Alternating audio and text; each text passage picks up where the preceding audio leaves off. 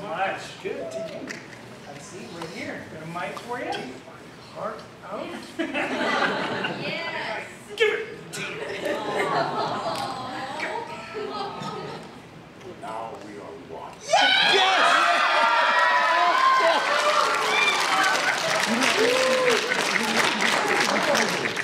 We're on a ride here.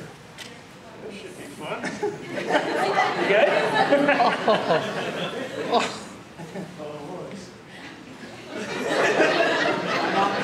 This might work. Okay. This is the silliest chair I've ever been in. My mom's having the same problem in her chair. Well, Peter, obviously you don't need an introduction. I mean, everybody here knows you and loves you. I mean, you're the voice for so many generations and of so many iconic characters, and Optimus Prime being right at the top of that list. I mean, you've just been so influential on character acting and on voice acting. And before we really dive into the Optimus Prime of it all, I mean, I'd love to hear a little bit about like your training as an actor. How you started out.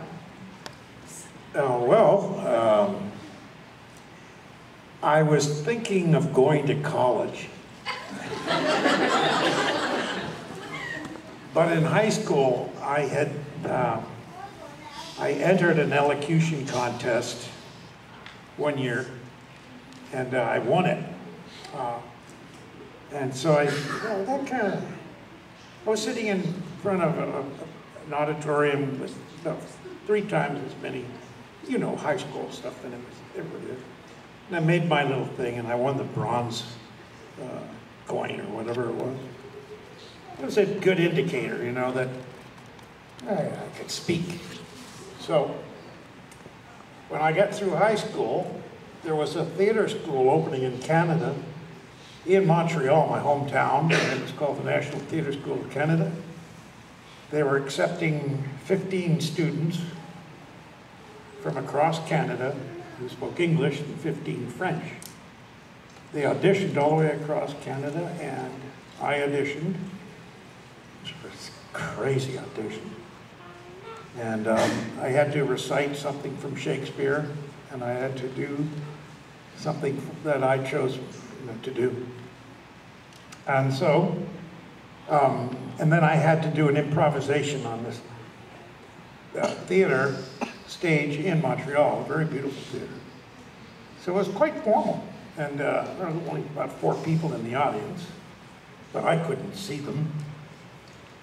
And nonetheless, I auditioned, and I was accepted to be in that school year, and I did it for 3 years. Every year we would summer in Stratford, Ontario, and join with the Shakespearean Festival there, and partake in some of their plays, and put on our own play at the end of the school year. So, and then you would go off into theater across Canada, not the United States, but that came years later. I really was, I was interested in theater, but I had a little problem with the other actors, the very serious actors, the Shakespearean actors, the stuffed shirts types of actors, you see. And there you are, Oh, really, you do comedy? I see. And what did you do last summer, Peter?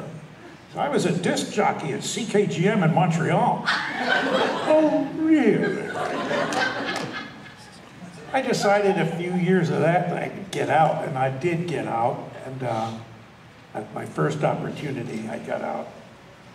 And I came back to Montreal, and I got into a review, a satirical review on the 2nd floor of a nightclub. Yeah.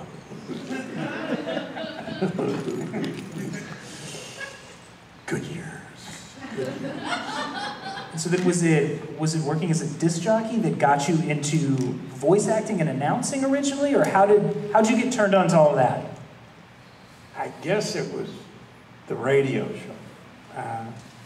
Because I did one, my first show was the Milkman's Matinee. From midnight till 6 o'clock in the morning. And I could have any guest I wanted, in my mind, as long as I did the voice, you know, it was fine. So I would bring in all kinds of different people, and some guys would call up and say, Cullen, you're full of, hey, he's not there. Or whatever. I said I would pretend I was the guest that I was singing with. Of course it was me. They even had the Nelson Riddle Orchestra and playing these hip songs without the singer, and I would sing on top of it, you know, and say it was Dean Martin, you know, and I have him in the studio. Hey, what a liar I was. Anyway, I got through that and then I got back into television and review, and that led me to a television series in Canada, comedy, and then as a result, a radio show with a full orchestra that led me to bring in all these stars, legitimate, real stars from Los Angeles, television shows like Laugh-In and et cetera, and they would guest star in our radio show called Funny You Should Say That. And with a full orchestra and a sound effects guy that had real car doors that he slammed and broke glass like in the old-fashioned radio shows. It was quite an experience and really a wonderful time in my life. And they came back to Los Angeles, talked about me to some producers. They were putting on some new shows and get rid of others. And I got a call to come down and do a show to replace Laugh-In, and it was called It's a Wacky World.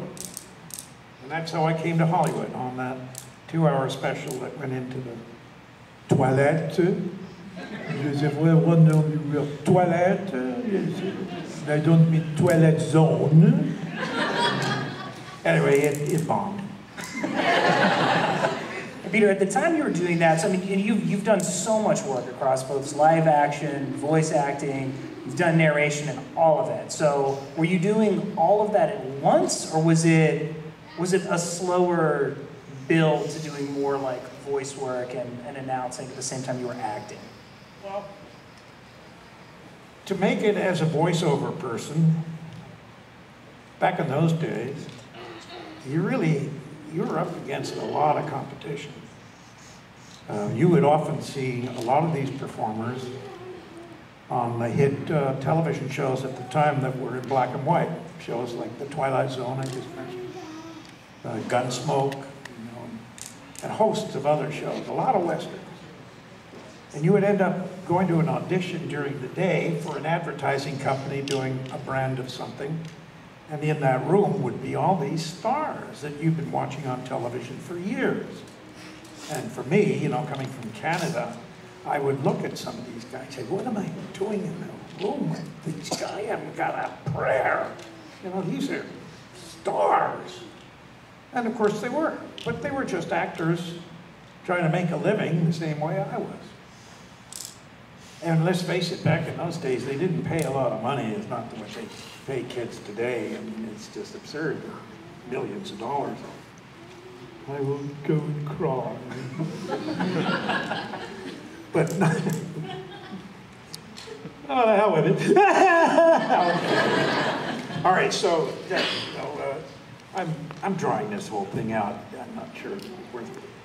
But you would end up doing auditions for almost anything. And one in particular, I remember they needed a voice for a car that couldn't get started in the morning. So, and it was a dialogue. Hi, my name is Ron.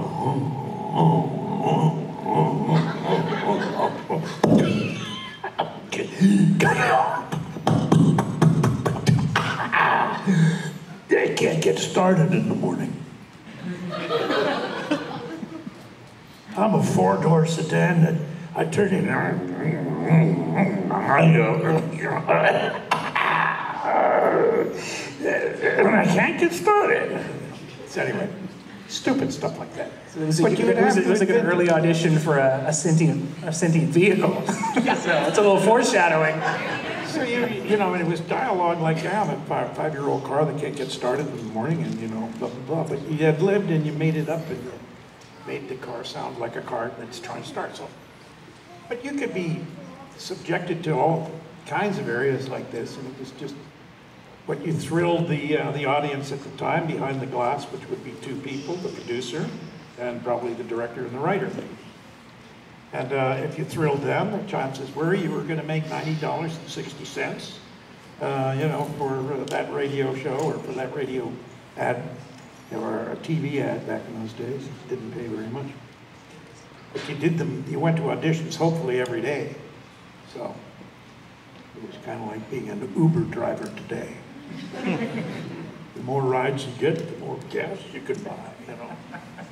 Well, I'd say it paid off for you. Especially in the 70s and the 80s, it really feels like that era in particular was like a flashpoint for animation. I mean, there were so many shows being created and so many series being launched that are still with us today. I mean, Transformers being like right at the top of that list. Why do you think that period of time was such a sort of a rich period for this kind of work?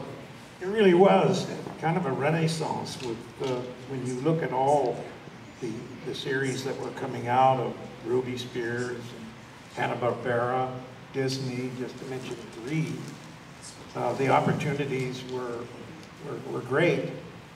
And at that time, the voices that I grew up with and were still working. Mel Blancs and people of that stature. And when I first got into my first series with Frank Welker. And Frank was my first mentor, and I knew of him from his reputation. And we did a show called Mighty Man and Yuck. Well, I don't think you could include that in the Renaissance package. But that led to other shows, and with Frank as well. And the Transformers was at that very time slot in the early 80s that brought us all together, all of you. And that's what we have in common. And I often say that, Marcus, I often say that to fans across the country and in Canada. I said, we all have something in common, and it's the Transformers series itself, where we connected. And all these years later, when we see ourselves gathered in a room, and I'll do the voice, my voice is almost dying today, but I will do a voice that is so synonymous with your childhood or your young adulthood. And for a lot of kids that didn't have parents, you know, latchkey kids, that a father figure appeared, a figure that had nobility, courage, honor, integrity, honesty, that sense of strength that wasn't really predominant in animation prior to that or during. It certainly was in some of your live action things. There was always a father figure somehow. But when Prime came out to affect a child's life without a parent, and the characters became the parents, that bond that continued to blend in through other doors and other windows, and you know, where we all in our lives look up to somebody or feel a part of. Well, Transformers did that, and primarily Optimus Prime did that as a figure of leadership at a time when it was needed. And when he said, you know, till all are one, there was something uniting about that. And I was very part of hero worship in my life. My brother Larry, a former Marine who fought in Vietnam, and he was a lieutenant in Vietnam, He lost a lot of his platoon in some very serious battles. One in particular is Operation Hastings. He lost many, many of his fellow men. And when he came back, he was a very different man. But he was my hero all through life, 16 months older, 6 inches taller, and a voice deeper than mine that I eventually impersonated. So I'll tell you the story if you want to hear it. Yes. I almost know it by heart now because I've been saying it for years, but it's so poignant. Larry asked me one day, he said, "Peter, where are you going?" I said, "I'm going to audition." He said, "What? For what?" He says, "I'm going to be a truck." I said, "A truck?" He would laugh because I would tell him, you know, where I was going, like a car that couldn't get started in the morning. What a way to make a living be. So I said, "Yeah, but he's a hero truck." And he said, "Peter, if you're gonna be a hero, be a real hero. Don't be a Hollywood phony, yelling and screaming and pretending you're a tough guy. Don't go running around. Be strong enough to be gentle. Be compassionate. And when you have to be tough, be firm." Those words are like those words, similar words, but always the one that rings true, be strong enough to be gentle. And his voice became very, it is a low by nature voice anyway. And he said, "Peter, you know, be strong enough to be gentle." I said, "Okay, Larry, let's see you later." I went to the audition, opened up the page, and there was Optimus Prime, and his first name came up, you know, Larry just came through me and said, "My name is Optimus Prime."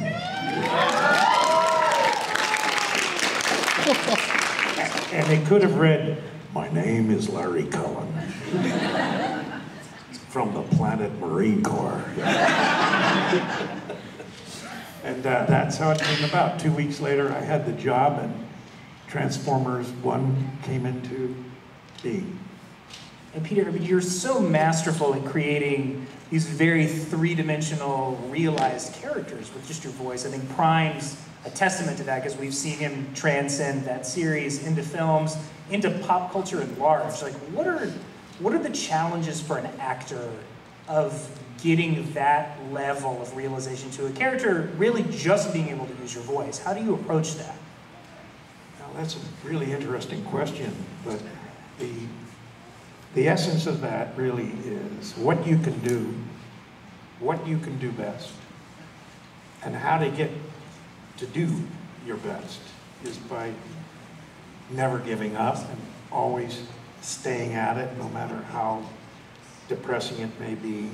Eventually it will happen, you know, and you get better with practice, and like anybody else.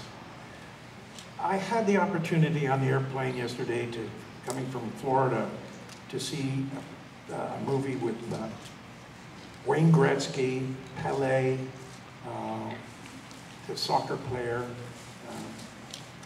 Jerry Rice, the receiver, football receiver, and how they came to be, and their extreme professionality and their extreme perfection and individuality in a sport, you know, where normally you're told to be the same or treated to be the same. They went outside and did things differently, you know, and became huge leaders in their industry.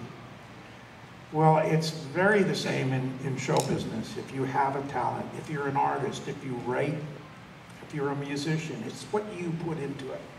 What kind of lick do you add with your fingers or your lips or your heart? And if you do it long enough and you do it consistently, you're going to become great. You're going to become great if you pass the point where you say, "I can't do it anymore." Just jump over that part, keep on going, never give up. Never, never, never give in to anything. great or small, petty or otherwise. No Winston Churchill expression, except of course to convictions of honor and good sense. It's great. And obviously the character of Optimus Prime is such a huge part of pop culture at large now. When did you first realize that was the case? When did you first realize what a big deal this character in Transformers was? The internet. Absolutely. Because we never had a thermometer that would tell us if the Transformers was a hit or our characters were a hit or popular or even liked or appreciated. We didn't know. Until the internet came along years later, and then subsequently some of those conventions like right here. And the first one that I went to. And I couldn't believe it was a group about this size. And they just wanted to hear me speak and talk just the way we are right now. And I was flabbergasted. I was flabbergasted. It was in Rochester, New York. I couldn't believe it. And they said, oh my God, there's a whole following. And it's on the internet. And I said, internet? What's the internet? Better get one of those. So I, was led into the modern age, kicking and spewing and screaming and scratching, and I finally got one of those things. And about months later, I learned how to use it, and I spent hours on there just fuddling around. It's like having a whole encyclopedia in the trunk of your car, Jeez. Wow, and it's right there at your fingertips, holy crow.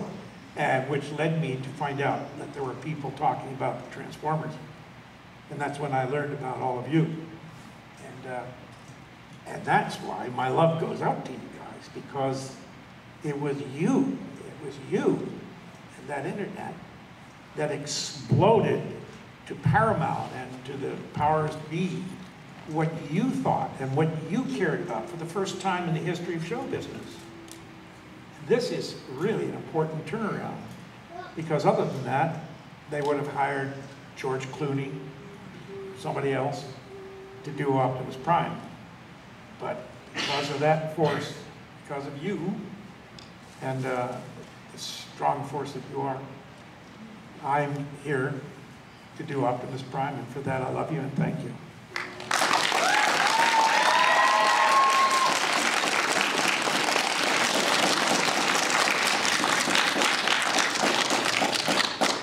And Peter, what was your reaction when you found out that Paramount was going to do the slate of live-action Transformers films? Did it feel like a surprise, or did it feel like just kind of a natural step, just knowing That they were going to do it. that they were just basically that they were going to turn these into live-action films? It's like, what was your reaction to that? I hadn't thought about it since I, lost it in 1986 with the Orson Welles movie, and I just moved on. But in fact, I didn't care. No, I didn't. They got rid of me, and screw them. But when and then it even got worse, because I had to really eat crow when they said, Peter. There's the director of this new movie coming out called Transformers. They want you to come down to Paramount and audition for the role of Optimus Prime. Holy, spell the rest of that word. Are you serious? Come on. I created that character. Come on.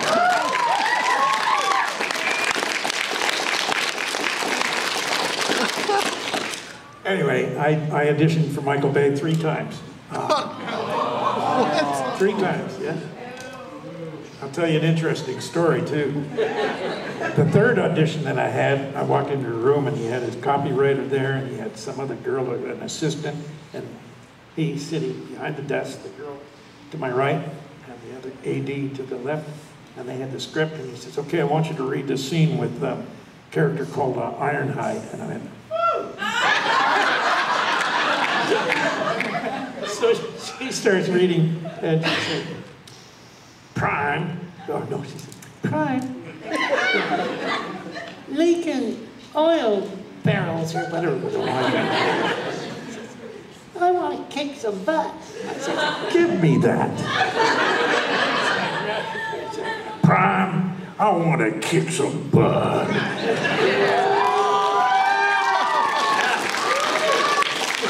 And I went in and said, not now, Ironhide, not now. Oh, Prime, come on, he needs to be taught a lesson. Not now. Ironhide, go to your heels. Oh, gee, Prime. And he said, okay, okay. Oh, that's enough, thank you. Did Bay say, well, I think we found the guy? They hired somebody else. So I had no idea where I was going to go. Anyway, I found out a little while later that I was going to be Optimus Prime. And of course, everything else is history that way.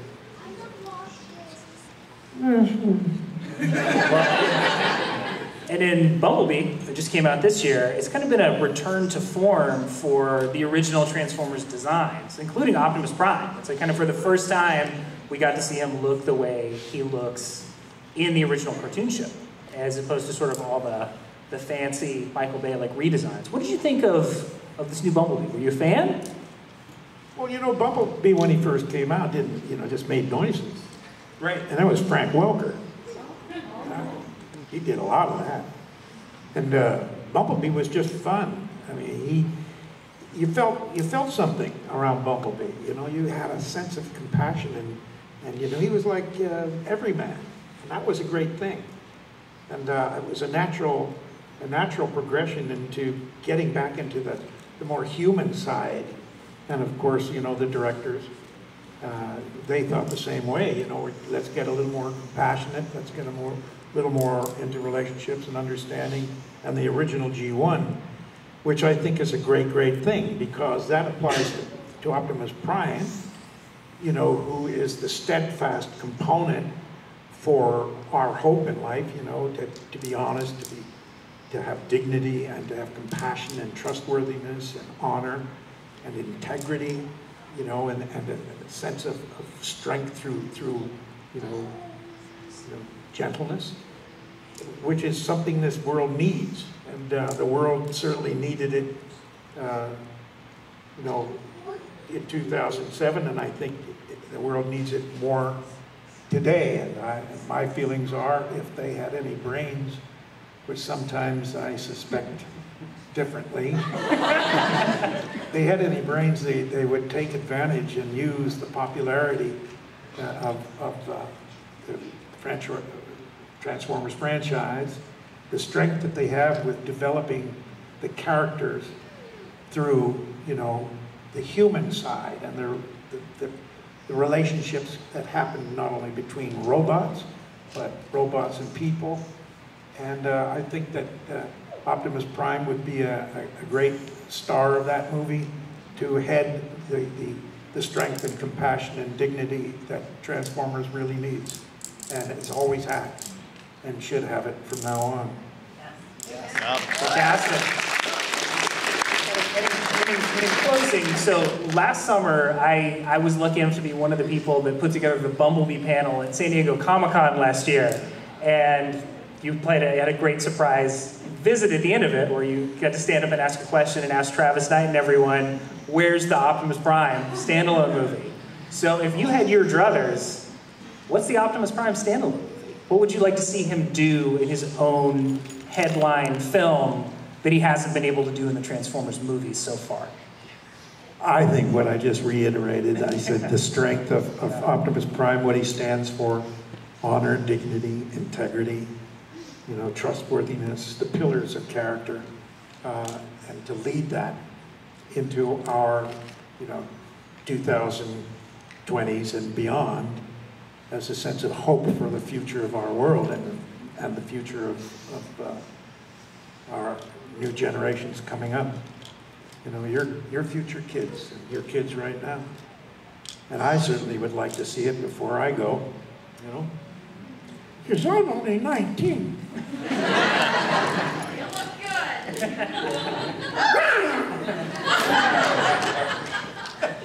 That's fantastic. Well, I don't think we're going to do any better than that. Peter, thank you so much for coming out today. Thank you. We so appreciate it. I love you guys. Thank you. We love you too.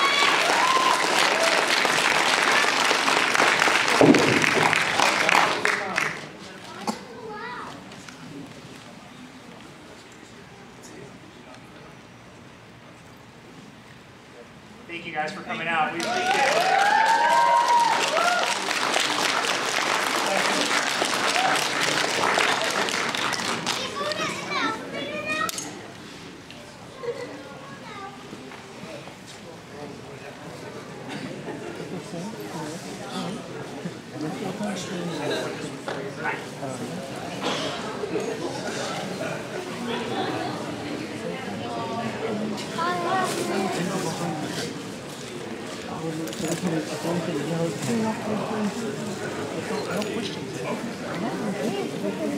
Sure, what?